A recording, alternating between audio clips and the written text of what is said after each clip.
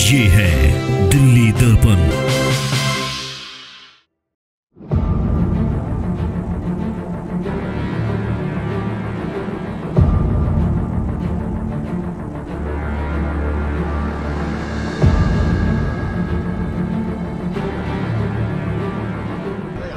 ये तो बस शुरुआत है। एक नेता है देश में, कहते हैं कि टेलर दिखाएंगे, साहेब हम आपको असली सिनेमा दिखाएंगे।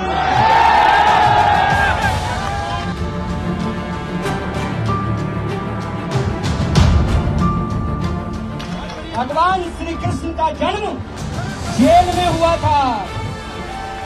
आपने हमको जेल में डाला। आप इस देश के विपक्ष के मुंह पर ताला लगाना चाहते हैं, विपक्ष के नेताओं को जेल में डालना चाहते हैं। हमने कहा था कि जब तक जेल में चना रहेगा आना जाना लगा रहेगा।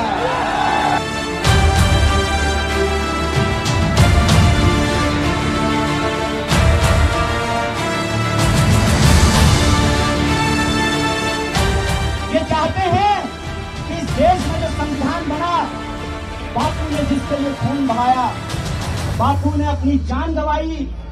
शहीद बापू कहा करते थे, रघुपति राघव राजा राम, पतित पावन सीताराम, ईश्वर अल्लाह तेरो नाम, सबको सन्मति दो।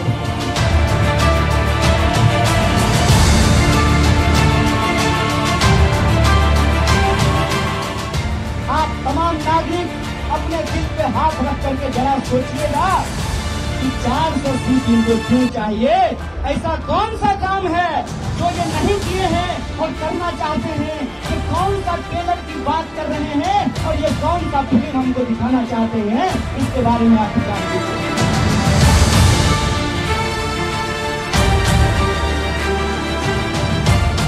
आज जब हम आपके बीच आए हैं तो 3 मुख्य बिंदु पे आपको ध्यान देना पड़ेगा। पहला, मैं प्रत्याशी नहीं हूँ। नॉर्थ दिल्ली के अंदर जो 24 लाख लोग हैं वो प्रत्याशी हैं, उनको प्रत्याशी बनना पड़ेगा।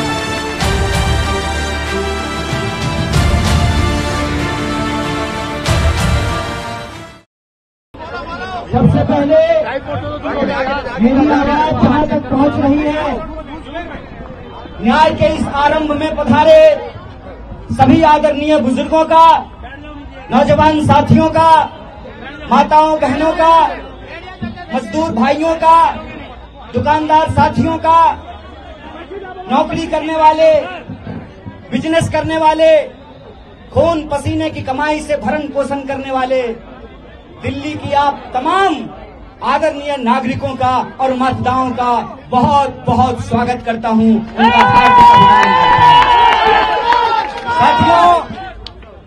साथियों, सबसे पहले तो मैं आपको दिल की गहराइयों से आप सब जो इस न्याय के आरंभ में शामिल हुए हैं उनको धन्यवाद देते हुए एक आश्वासन देता हूं। जब हम कहते हैं कि ये न्याय का आरंभ है तो ये आरंभ तब तक अंजाम पर नहीं पहुंचेगा जब तक हम अन्याय को हरा नहीं देते हैं, अन्याय को पराजित नहीं कर देते हैं। इसीलिए आप सबसे मैं कहना चाहता हूं, ये तो बस शुरुआत है। एक नेता है देश में, कहते हैं कि टेलर दिखाएंगे, साहेब हम आपको असली सिनेमा दिखाएंगे। हम आपको असली सिनेमा दिखाएंगे। हम आपको असली सिनेमा दिखाएंगे क्योंकि मेरा नाम कन्हैया है और भगवान श्री कृष्ण का जन्म जेल में हुआ था। आपने हमको जेल में डाला। आप इस देश के विपक्ष के मुंह पर ताला लगाना चाहते हैं, विपक्ष के नेताओं को जेल में डालना चाहते हैं। जब आपने हमको जेल में डाला था उसी तिहार में, तो वहां से निकल करके हमने इस देश की सत्ता को चुनौती दिया था। हमने कहा था कि जब तक जेल में चना रहेगा आना जाना लगा रहेगा। याद रखिएगा ये वो देश है कि हम सहते भी हैं और जब पानी सर से ऊपर उड़ जाए तो अपनी पूरी ताकत से उसके खिलाफ लड़ते भी हैं। ये याद रखिएगा कि जब जब इस देश में सत्ता अहंकारी होती है, जब जब इस देश में पाप बढ़ता है, जब जब इस देश में अत्याचार बढ़ता है, तब तब उस अत्याचार के खिलाफ न्याय का एक आरंभ होता है, न्याय की एक लड़ाई की शुरुआत होती है। और एक बात कन्हैया कुमार, आपका फोटो आ गया। और एक बात मैं आप सबसे कहना चाहता हूं कि धर्म का क्या मतलब होता है। धर्म का मतलब होता है निर्बल को शक्ति देना। धर्म का मतलब होता है सत्य के साथ खड़ा होना।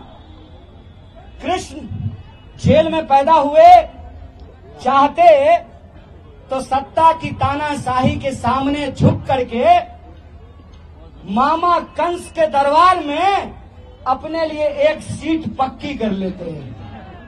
लेकिन भगवान प्रभु श्री कृष्ण ने कंस के दरबार में जाना स्वीकार नहीं किया, गोकुल वासियों का गाय चराना स्वीकार किया।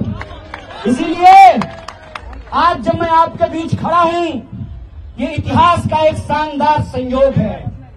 इतिहास का शानदार संयोग ये है कि इस देश के प्रधानमंत्री जी ने एक आदरणीय महिला को, मैं हर महिला का दिल से सम्मान करता हूं, देश के प्रधानमंत्री जी ने इस देश की एक आदरणीय महिला के गले में मंगलसूत्र डाला।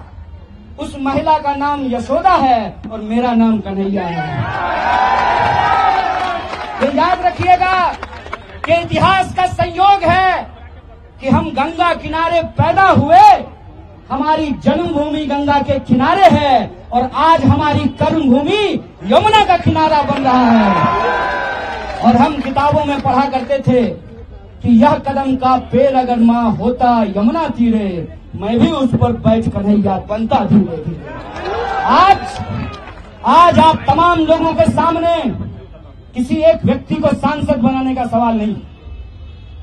आज आप तमाम लोगों के सामने किसी एक व्यक्ति को प्रधानमंत्री बनाने का सवाल नहीं है। आज आप तमाम लोगों के सामने किसी एक गठबंधन का सरकार बनाने का सवाल नहीं है।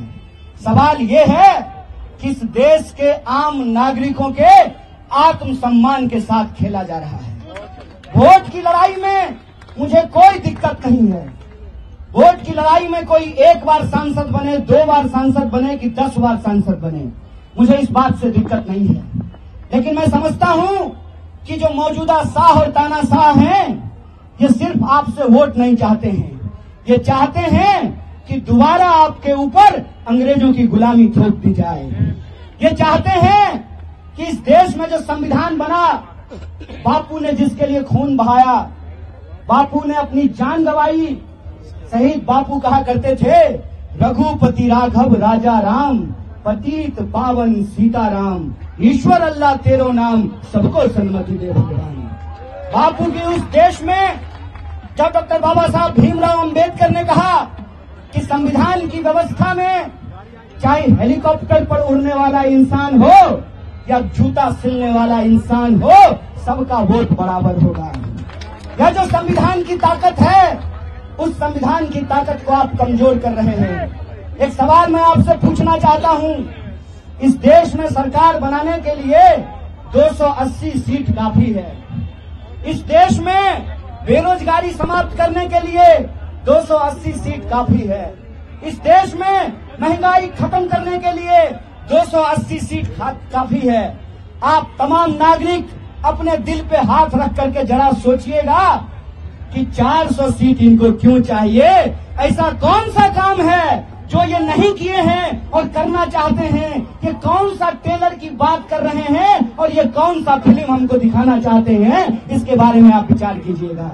इसीलिए आज जब हम आपके बीच आए हैं तो 3 मुख्य बिंदु पे आपको ध्यान देना पड़ेगा। पहला, मैं प्रत्याशी नहीं हूं। नॉर्थ ईस्ट दिल्ली के अंदर जो 24 लाख लोग हैं वो प्रत्याशी हैं, उनको प्रत्याशी बनना पड़ेगा। ये बात मैं इसलिए कह रहा हूं कि आप सोचिए, दिल्ली में 7 सीट है, 6 सीट पे टिकट काट दिया गया। साहेब सिंह वर्मा जी का बेटा का टिकट काट दिया गया और सुषमा स्वराज जी की बेटी को टिकट दे दिया गया। हाय रे परिवारवाद। सवाल ये है कि क्या वो 6 सांसद काम नहीं करते थे? अगर काम नहीं करते थे तो उनका टिकट काटा गया, तो इस क्षेत्र के जो सांसद हैं उनको क्यों टिकट दे दिया गया है? इस पर जरा आप लोग विचार कीजिएगा। और वो विपक्ष को गाली देते हैं, प्रधानमंत्री जी के नाम से वोट मांगते हैं, लेकिन ये नहीं बता पाते हैं कि 10 साल में उन्होंने नॉर्थ ईस्ट दिल्ली की जनता के लिए क्या किया है।